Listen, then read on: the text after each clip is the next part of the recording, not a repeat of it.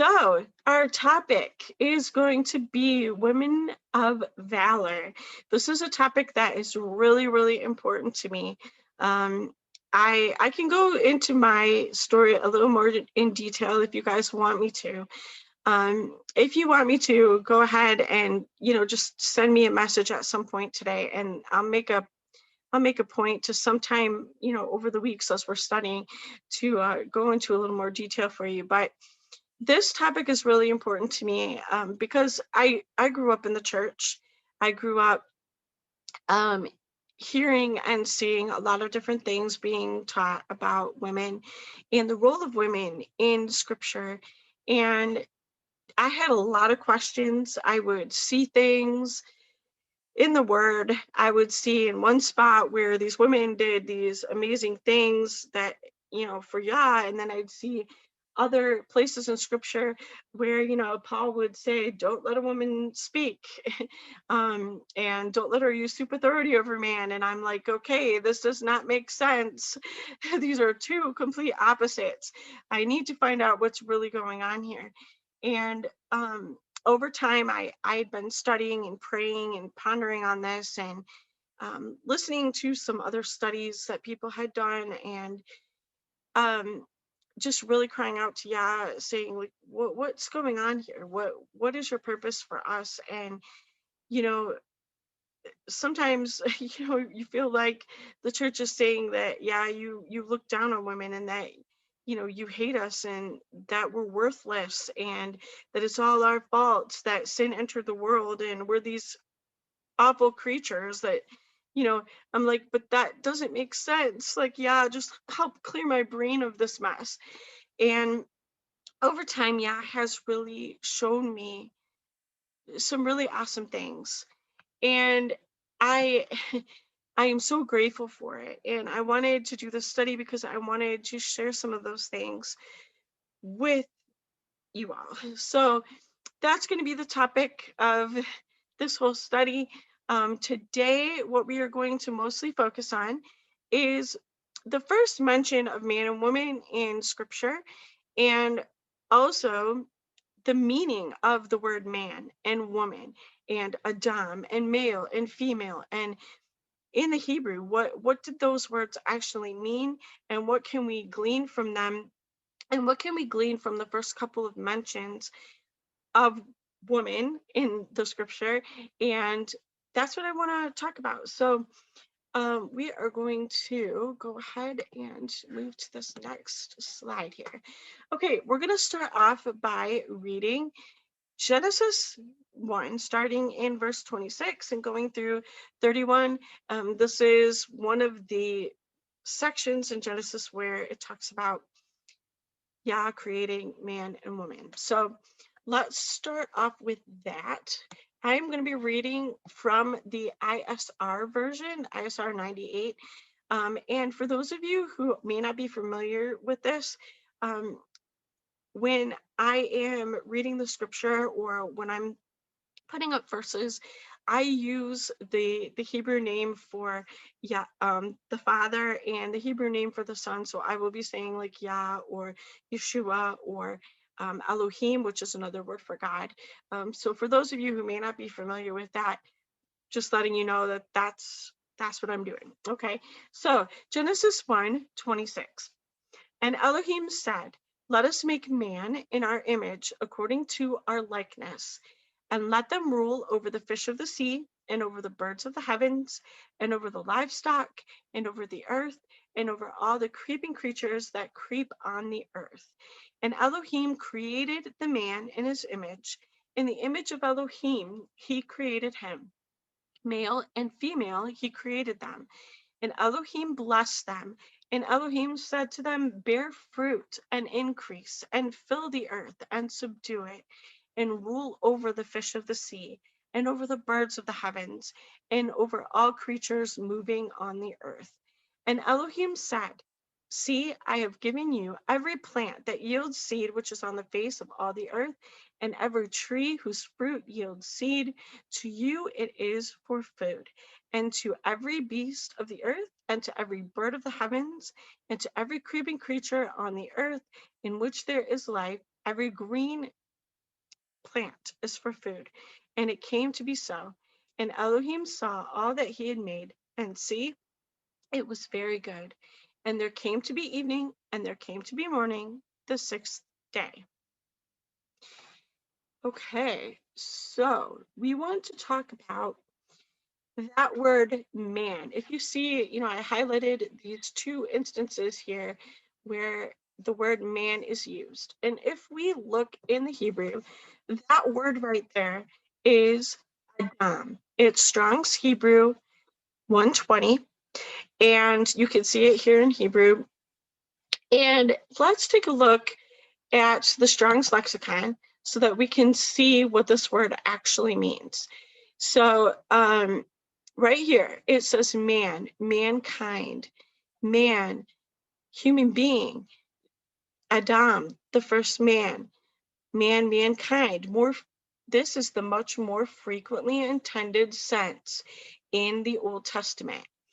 So you can look here again, ruddy, human being, an individual or the species, mankind, person. Okay, so my whole point in sharing this is to show you that this is not, hold on a second here, that instance of man there is not talking about a male. It is talking about mankind. And I'm sorry, this is giving me a lot of trouble here. I'm going to try to move this down just a little bit. Okay, can you guys still see okay? Yeah, okay, good. So this is talking about mankind, not about the male.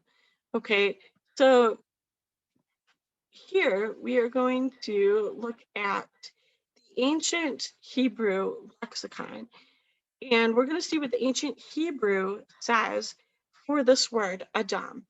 And if you can see right here, this is Adam. I'm going to try to blow it up a little bit. Right here, Adam, Strong's Hebrew 120, same word. And you can see here that we have the ox head, we have the door, and we have the water. So it says human, of, relating to, or characteristic of man, the first man, all of mankind as the descendants of the first man, derived from a root meaning blood and of reddish color. Man, Adam, person. Okay, so again, that's so important to keep in mind. That word was not talking about a male. Now let's go ahead, and Adam has a root word, okay, and it is Strong's 119. Okay, sorry, the thing is going crazy on me here. Okay, and that root word in the ancient Hebrew 119 right here, again, it's pretty much the same thing. The ox head, the door, and the water. And it says to be red, to be ruddy, to have a dark reddish color, dyed red, ruddy, man, Adam, person. Okay, so that root is redness. I have heard it described as, like the color of the earth. There's some places where the earth is red, and we know that man was made from the earth. So some people think that the red may have something to do with that. But anyway, that's what that root means. And we can also see that same thing if we look at it, the definition for the root of Adam in the Strongs. So here we have Adam, and again it says to be red, to be dyed red, reddened, to be rubbed red, to cause to show red, to show redness. Okay, so again, to show the blood in the face, to flush or turn rosy. So we're talking about mankind here. All right, and let's go ahead, and we also have the word man, and woman. And I'm going to show you the first instance of that in a minute, but I'm going to give you the Strongs for both of them. Strong's Hebrew 376 for man. Okay, and when you look it up in the Blue Letter Bible, it's ish. Okay, and it means man, male, in contrast to woman. Husband, human being, person, servant, mankind, great man, whosoever. Okay, an individual, a man is an individual or male person. Okay, so this is talking about a male more than it is just mankind. And we can see the same thing when we look up that word in the ancient Hebrew lexicon. It's enosh, okay? This is again Strong's Hebrew 0376, and it refers to an adult male human, okay? Now, woman is Hebrew 802 in the Strongs. So let's look at that. It's Isha, and it says woman, female, wife, woman, adulteress, sorry, wife, woman. Okay, so this is talking about more of a female human. And I wanted to point out that the root for these,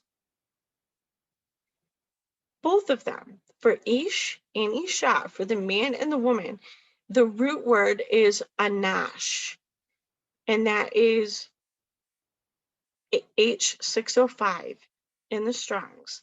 And it says to be weak, sick, or frail, to be incurable, to be sick, desperate, desperately wicked, woeful, very sick, incurable. Now, the reason why I wanted to point that out is because I want us to look at the next section where it goes into some detail about the creation of humans, okay? Genesis 2, specifically verses 21 through 25 is where we see this happen. So let's read that together. So Yah Elohim caused a deep sleep to fall on the man, Adam, and he slept. And he took one of his ribs and closed up the flesh in its place. And the rib which Yah Elohim had taken from the man, he made into a woman, Isha, and he brought her to the man, Adam. And the man said, this is now bone of my bones and flesh of my flesh. This one is called woman, Isha, because she was taken out of man, Ish. So that verse right there, verse 23, is where we first see Isha and Ish used together. And verse 22 is the first instance right here of Isha. Okay, now let's go on to verse 24. For this cause, a man shall leave his father and mother and cleave to his wife, and they shall become one flesh. And they were both naked, the man and his wife, yet they were not ashamed. So we have Ish and Isha, man and woman. They are both at the root. It says, desperately wicked, incurable, sick. Okay, this is going to become important when we talk more next week. But there has been a teaching going around for a long time in the church that basically portrays woman as the one who is evil and wicked, and that man, there's actually quotes out there where it says that man is the men, masculine, that males are the perfect image of God, and yet women are sick and evil. And the Hebrew totally goes against that. It shows that both of us, the male and the female, are both sinful. And we have to remember that. And I wanted to, quickly point that out as we read this, um, just to make sure that that was really clear. And so I also wanted to point out that, really pay attention to the difference um, between the Adam and the Ish and the Isha. That's going to become very important. Now, let's get to male and female. As we saw right in here that in verse 20, wait, male and female, wait, where was it? Okay, back in Genesis 1, we were talking about male and female, and we need to make sure that we understand what those words mean too, because if we don't, it's just going to make the rest of the study a lot harder. So let's take a look at the word male. H2145. It's zakar, and it means male, man, child, mankind, him. And the biblical usage is male, male. So this again is referring to a male as opposed to a female. And then female is Strong's 5347. And that is woman, maid. And the word is nekabah, female, woman, maid, female animal, female child, female. Okay, so again, it's differentiating between just humankind, Adam, and the male and the female human. So let's look at those in the ancient Hebrew. Let's look at the male again. Here we have this. We can probably get into the the pictograph Hebrew more later, but you can see the pictograph Hebrew here. And it says male. Okay, being the gender who begets offspring. This is, again, ancient Hebrew lexicon, one who acts and speaks for the family. Now, I find this interesting. I want to take a look at that again. I know in the culture, I've been told that the man kind of represented the family in Middle Eastern culture. And, okay, here's the translation again. Him, man, male. Okay, so again, differentiating. And now let's go to the female in the ancient Hebrew. Let me look this up here. Okay, nekava, an individual that bears children, female, designed with a hollow or groove into which a corresponding male part fits, as with a whole, female, woman, maid. Okay, and you can see right here, the pictograph. We've got the seed, and we've got the hay, and we've got the rest of that there. We can talk about that a little more later, but that's what we've got for the female. So let's go on. And this is a very interesting use of the words male and female. In Genesis 5, verses 1 through 2, it says, "This is the book of the genealogy of Adam. In the day that Elohim created man, he created him in the likeness of Elohim. Male and female, he created them, and he blessed them and called their name Adam in the day that they were created." So what is so interesting about this is that Yah made mankind. Okay, he made them in his image, and he made them male and female, and he called them Adam, mankind. You have the male and the female, and he called them mankind. In the beginning, he just looked at them as mankind, as a whole. Okay, yes, obviously there was a male and there was a female, but he called them Adam. They were seen as humankind. It wasn't man is better than woman or woman is better than man thing. Okay, it was oh yeah, they're letting us stay longer. Yes. Okay. So that is really important to point out. We got to remember that we were not seen as some lesser being at the beginning. We were both made in his image, and we were both made in his likeness, and he called us mankind. So that is very important, because there is a lot of teachings out there that say things like man is, males are made in the image of Yah, but women are made in the image of men. That we by ourselves are not made in the image of God. Only males are.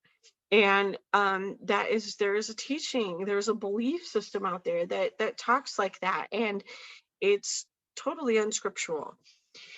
So now that we went over man, woman, male, female, Adam, mankind, I want to read Genesis 1:26 again and kind of just point out some of those things again, and a couple other things. And I think now that we have a better understanding of these words, I think that this scripture passage will kind of just make a lot more sense. So Genesis 1:26, and Elohim said, let us make man, Adam, in our image, according to our likeness. So mankind, both male and female, were made in Yah's image, according to his likeness. There's the second place that it talks about it. Genesis 5 and Genesis 1 both say that mankind was made in his image. And it goes on and says, and let them rule over the fish of the sea. Them. This authority was given to both male and the female. Them rule over the fish of the sea, and over the birds of the heavens, and over the livestock, and over all the earth, and over all the creeping things that creep on the earth. And Elohim created the man in his image. Again, in the image of Elohim, he created him. Male and female, he created them. Okay, so again, more proof. We are both made in the image of Yah. And Elohim blessed them, and Elohim said to them. So again, Elohim is blessing both the man and the woman, and Elohim is speaking to both of them and commanding this to both of them: bear fruit and increase, and fill the earth and subdue it, and rule over the fish of the sea, and over the birds of the heavens, and over all creatures moving on the earth. And Elohim said, see, I have given you every plant that yields seed which is on the face of the earth, and every tree whose fruit yields seed. To you it is for food. And to every beast of the earth, and to every bird of the heavens, and to every creeping creature on the earth in which there is life, every green plant is for food. And it came to be so. And Elohim saw all that he had made, and see, it was very good. And this is said at the end of the day that he is creating male and female. He saw all that he made, man and woman. And behold, it was very good. So again, that teaching, or that subliminal message that we have been given, that we are less, or we are evil because we brought sin into the world, quote unquote, is wrong. Yah said on the day he made us, behold, it was very good. And there came to be evening, and there came to be morning, the sixth day. They were both, so again, they were both called mankind, blessed by Yah, made by Yah, in his image, given authority and instructions, and Yah called them both very good. Now, before we kind of wrap things up, I want to look at the Hebrew for that word, very good, because especially as we get into what I have planned for next week, we need to remember that man and woman both were called very good. So the Hebrew for very good is tov ma'od. And you can see that right there. Those two words, tov and ma'od, are Strong's H2896 and H3966. So let's take a look at Strong's 2896 in the ancient Hebrew lexicon. And this is the word tovah. So the word tovah means functional. Let me expand this a little bit so maybe you can see it a little better. It says functional, fulfilling the action for which a person or thing is specially fitted or used, or for which a thing exists, of functioning within its intended purpose. The King James translates it as good, better, well, goodness, goodly, best, merry, fair, prosperity, precious, fine, wealth, beautiful, fair, favor, glad. Okay, but the real meaning of it is functional, fulfilling the action that it was created for. So that's really interesting to me. So let's look at it in the Strong's lexicon.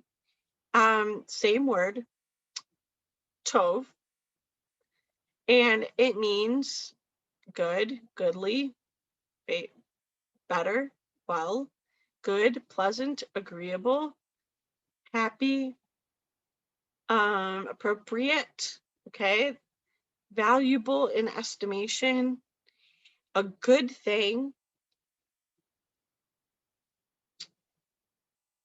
And it says down here, again, good, graciously, joyful, better, best. So again, we get the idea of acceptable, appropriate, okay, fitted for use. So that's what tov means. All right, that's the first word right here. Now let's look at the second word, ma'od.